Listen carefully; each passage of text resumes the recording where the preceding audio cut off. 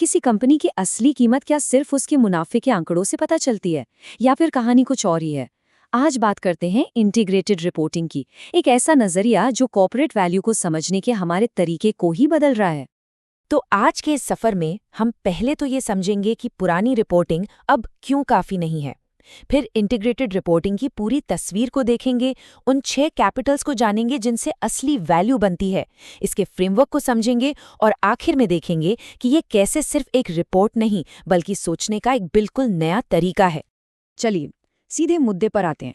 देखिए, दशकों से कॉर्पोरेट रिपोर्टिंग एक गाड़ी के शीशे की तरह रही है, वो भी साइड मिरर नहीं, रियर व्यू मिरर। ये हमें बस वही दिखाती है जो पीछे छूट गया है, ये नहीं बताती कि आगे का रास्ता कैसा है। जरा इस फर्क को देखिए।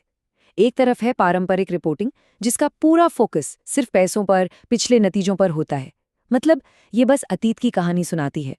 और दूसरी तरफ है इंटीग्रेटेड रिपोर्टिंग, जो भविष्य की तरफ देखती है।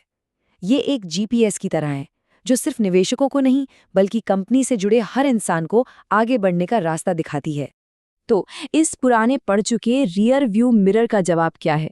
यहीं पर कहानी में एंट्री होती है इंटीग्रेटेड रिपोर्टिंग की, जिसे शॉर्ट में आईआर भी कहते हैं। अब अगर इसकी किताबी परिभाषा देखें तो इंटरनेशनल अकाउंटिंग स्टैंडर्ड्स बोर्ड इसे बड़े आसान शब्दों में बताता है। ये सिर्फ नंबरों की एक लिस्ट नहीं है, बल्कि किसी कंपनी की स्ट्रेटजी, उसके काम करने के तरीके, उसकी परफॉर्मेंस और भविष्य में क्या संभावनाएं हैं, इन सब की एक छोटी लेकिन पूरी कहानी है। और ये इतना जरूरी क्यों है? सीधी सी बात है, क्योंकि ये पारदर्शिता लाता है, जिससे बेहतर फैसले लिए जा सकते हैं। ये सिर्फ मुनाफे की बात नहीं करता, बल्कि पर्यावरण, समाज और गवर्नेंस यानी ईएसजी फैक्टर्स को भी कहानी का एक अहम हिस्सा बनाता है। एक तरह से ये कंपनी की कामयाबी को एक बड़े कैनवस पर दिखाता है। अब आते हैं इंटीग्रेटेड रिपोर्टिंग के सबसे दिलचस्प हिस्से पर। इसके दिल में एक बहुत ही जबरदस्त आइडिया है। कोई भी कंपनी सिर्फ पैसों से वैल्यू नहीं बनाती। असल में वो 6 अलग अलग तरह की कैपिटल्स यानी पूंजी का इस्तेमाल करती है। और मजे की बात यह है कि ये 6 कैपिटल्स अकेले काम नहीं करती। ये सब एक दूसरे से जुड़ी हुई हैं, एक दूसरे पर असर डालती हैं। इनकी इसी जुगलबंदी से किसी भी कंपनी की लॉन्ग टर्म वैल्यू बनती है। चलिए इन्हें एक एक करके समझते हैं।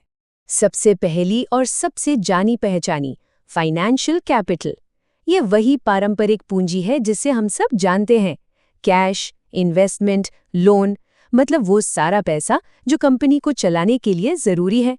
अगला है मैन्युफैक्चर्ड कैपिटल। इसमें कंपनी की वो सारी फिजिकल चीजें आती हैं जो उसने बनाई हैं, जैसे एक फैक्ट्री, उसकी मशीनें या फिर किसी ऑनलाइन स्टोर के बड़े बड़े वेयरहाउस और डिलीवरी वैन।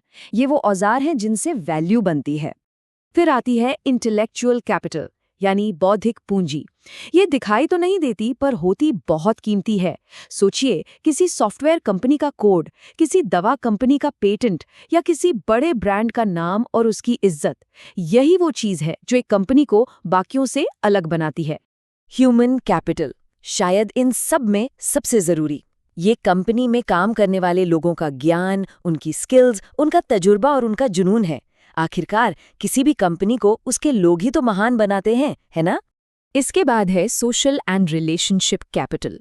इसका मतलब है कंपनी के अपने ग्राहकों, सप्लायर्स और समाज के साथ रिश्ते कितने मजबूत हैं। किसी ब्रांड पर लोगों का भरोसा या बाजार में उसकी अच्छी साख, ये भी एक बहुत बड़ी संपत्ति है। और आखिर में आती है नेचुरल कैपिटल। ये वो सारे प्राकृतिक संसाधन हैं जिन पर कंपनी निर्भर करती है। साफ पानी, हवा, जमीन, कच्चा माल।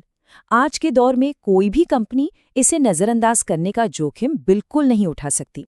तो ठीक है, ये 6 कैपिटल्स तो समझ आ गए, पर सवाल ये है कि कोई कंपनी इन 6 अलग-अलग कैपिटल्स की कहानी को एक साथ एक रिपोर्ट में कैसे बताती है? बस यहीं पर इंटीग्रेटेड रिपोर्टिंग का फ्रेमवर्क काम आता है। ये जो फ्रेमवर्क है ना, ये 7 गाइड करने वाले सिद्धांतों पर टिका है। जैसा कि इस तस्वीर में दिख रहा है, ये सारे सिद्धांत आपस में जुड़े हुए हैं। इनका एक ही मकसद है, ये पक्का करना कि रिपोर्ट सिर्फ डेटा का ढेर न लगे, बल्कि एक भरोसेमंद और पूरी कहानी बताए। इन सिद्धांतों में कुछ बातें बहुत खास हैं, जैसे हमेशा भविष्य पर नज़र रखना, सारी जानकारी को आपस में जोड़कर दिखाना, और एक बहुत ज़रूरी चीज़ है मटीरियलिटी।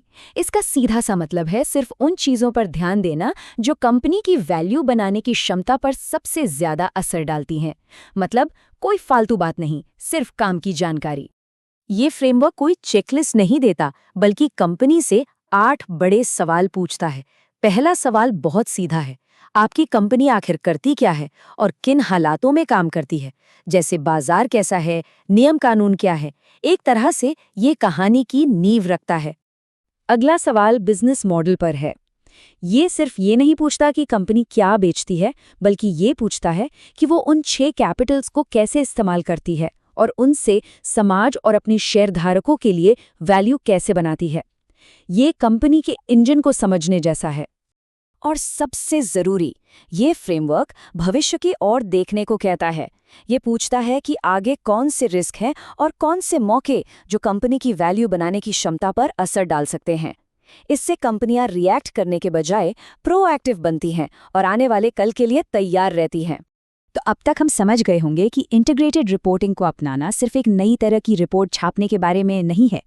असल में ये कंपनी के अंदर सोचने का एक बिल्कुल नया तरीका शुरू करने के बारे में है। और जब कोई कंपनी इस सोच को अपना लेती है ना, तो फायदे भी जबरदस्त होते हैं। कंपनी को अपनी परफॉर्मेंस की पूरी तस्वीर मिलती है, रिपोर्टिंग ज़्यादा असरदार हो जाती है और सबसे बढ़कर ये हितधारकों का भरोसा जीतती है। लेकिन सबसे बड़ा फायदा ये है कि इससे पूरे संगठन में इंटीग्रेटेड थिंकिंग बढ़ती है, जहां हर कोई अपनी भूमिका को बड़ी तस्वीर में रख कर देखता है। लेकिन हाँ, ये रास्ता आसान नहीं है। जिन चीज़ों का सीधा ताल्लुक पैसों से नहीं है, उन्हें मापना मुश्किल हो सकता है।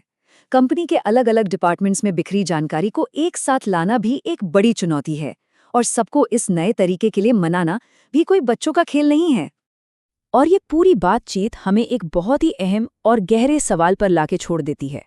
सोचकर देखिए, अगर कोई कंपनी खूब मुनाफा कमाती है, लेकिन ऐसा करते हुए वो अपने कर्मचारियों का भरोसा तोड़ देती है, ग्राहकों का विश्वास खो देती है और पर्यावरण को नुकसान पहुंचाती है, तो क्या उसने सच में कोई वैल्यू बनाई है?